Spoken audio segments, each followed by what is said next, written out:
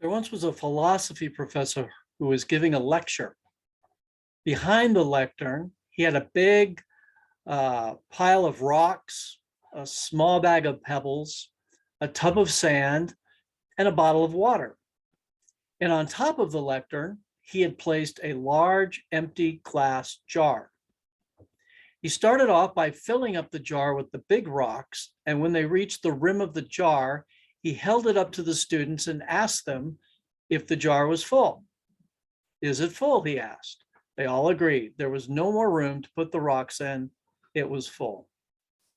He then picked up the bag of small pebbles and poured these into the jar. He shook the jar so that the pebbles filled the spaces around the big rocks. "Is the jar full now?" he asked. The group of students all looked at each other and agreed. The jar was now completely full. The professor then picked up the tub of sand. He poured the sand in between the pebbles and the rocks, and once again, he held up the jar to his class and asked if it was full. Once again, the students agreed that the jar was full. "Are you sure it's full?" he asked. He finally picked up the bottle of water and tipped it into the jar until it soaked up in all the remaining space in the sand. The students laughed.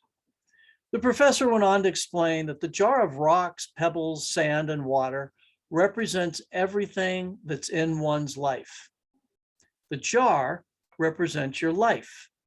The rocks represent the most important things that have real value: your health, your family, your partner, your relationship with the Lord. Those things that if everything else, the pebbles and the sand, was lost, and the only thing that remained were these large rocks, these big things in your life would still have meaning. The pebbles represent the things in your life that matter, but you could live without them. The pebbles are certainly things that give your life meaning, such as your job, your house, hobbies, friendships, but they are not critical for you to have a meaningful life. These things often come and go and are not permanent or essential to your overall well-being. The sand and the water represents pretty much everything else, the small stuff, material possessions, chores, and filler things such as watching TV or browsing social media. These things don't mean much to your life as a whole and are likely only done to get small tasks accomplished or even to fill time. The metaphor here is that if you start with putting sand or water into the jar, you will not have room for rocks or pebbles. This holds true with the things you let into your life. If you spend all of your time on the small and insignificant things, you will run out of room for the things that are actually important. So the lesson is, make room for what's important. Put the big rocks in the jar first. The things that really matter and are critical to your long-term well-being and happiness. If you deal with the big issues first by putting the rocks in the jar first, the small issues can still fall into place.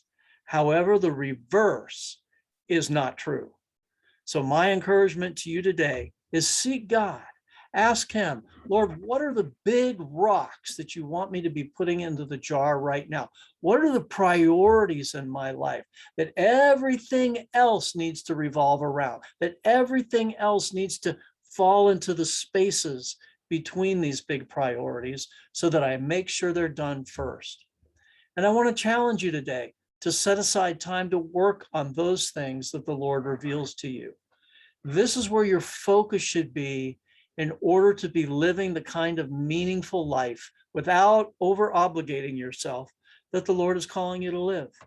Then you can fill in the pebbles and sand, knowing it's okay to procrastinate a little on these things because they're not so important.